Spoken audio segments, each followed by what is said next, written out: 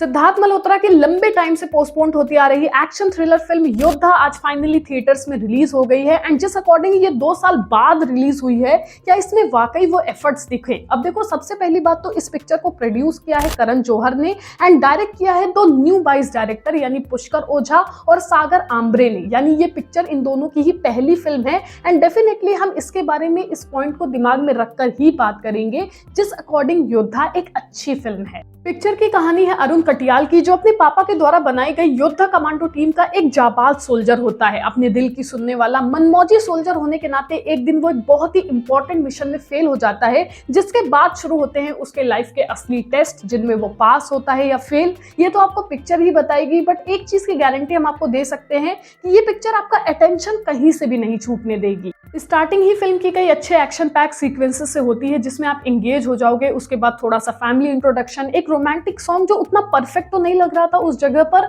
लेकिन सबसे ज्यादा मजा आती है इसके बाद वाले मिशन पर, जिसको देखते आपका दिमाग तुरंत कहेगा कि क्या 1.5 महीने पहले रिलीज हुई फाइटर में हम कुछ ऐसा ही देख चुके हैं। मतलब एक सिरफिरा जाबाज सोल्जर जो अपने मन की करता है, फिर उसके मिशन में अनसक्सेसफुल होने की वजह से उसके दोस्तों को भी भुगतना पड़ता है, फिर उसकी पर्सनल लाइफ भी गोते खाती है। हाँ, आई मीन सिमिलर तो नहीं, बट कई इंस्टेंस पर आपको ऐसा फील होगा कि बहुत ज्यादा अंतर तो नहीं। लेकिन फिर सेकंड हाफ में मामला पलटता है, जिसके ट्विस्ट एंड टर्न्स हमें याद दिलाते हैं कि योद्धा अपने आप में एक अलग पिक्चर है, जिसकी स्टोरी का प्लॉट प्रेडिक्टेबल तो है लेकिन बोरिंग नहीं। फिल्म अगेन इंडिया और पाकिस्तान के कॉन्सेप्ट को कैरी करती है, जिसका हम बिल्कुल भी सपोर्ट नहीं करने वाले। देखो, अब चाहे स्टोरी कितनी भी अच्छी क्यों ना हो, लेकिन ये कॉन्सेप्ट इतना ओवर यूज हो चुका है ना कि अब पॉसिबल नहीं है उसी कॉन्सेप्ट को और ज्यादा प्रेस करना। बट डेफिनेटली सेकंड हाफ के कुछ कूल ट्विस्ट एंड टर्न्स बहुत ही ज्यादा इंटरेस्टिंग थे, स्पेशली सेकंड हाफ, जहां पर मूवी के विजुअल्स आधे से ज्यादा टाइम तो हवा में ही थे। मतलब कि प्लेन के अंदर लड़ाई, प्लेन के अंदर प्लानिंग्स, जिनको देख करके थोड़ी इलॉजिकल फीलिंग तो आ रही थी। फॉर एग्जांपल, प्लेन में कई बार आग लगने के बावजूद भी वो क्रैश नहीं होता है। अगर सारे सिलेंडर्स में सल्फर भर दिया गया था तो फिर किसी भी पैसेंजर को कुछ महसूस क्यों नहीं हुआ, कोई मरा क्यों नहीं? इस तरह के दिमाग घुमाऊ सवाल दिमाग में आ तो रहे थे, लेकिन फिर ये भी आ रहा था कि भैया अगर एक्शन मूवीज में लॉजिक ढूंढना भी तो एक इलॉजिकल काम ही है ना।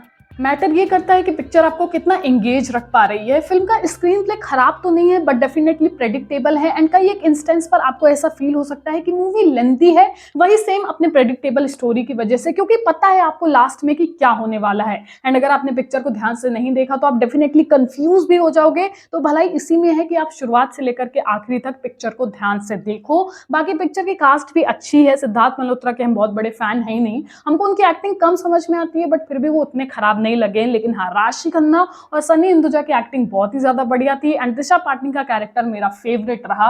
इसीलिए पिक्चर का कॉन्सेप्ट तो वही चिपा हुआ इंडिया पाकिस्तान वाला ही है, लेकिन जिस हिसाब से ये नए डायरेक्टर्स हैं एंड इन्होंने एफर्ट्स लगाए हैं, उसको देख करके हम देंगे इस मूवी को 5 में से 3 हार्ट्स। बाकी यार, आप अपने थॉट्स कमेंट सेक्शन में जरूर बताना। एंड अदा शर्मा की भी एक फिल्म आ रही है, उसको हम फटाक से देख करके आएंगे, उसका भी रिव्यू आएगा, इसलिए बेहतर होगा कि चैनल को सब्सक्राइब कर लो। मिलते हैं नेक्स्ट वीडियो में बहुत ही जल्द। Till then be safe, take care, love you all.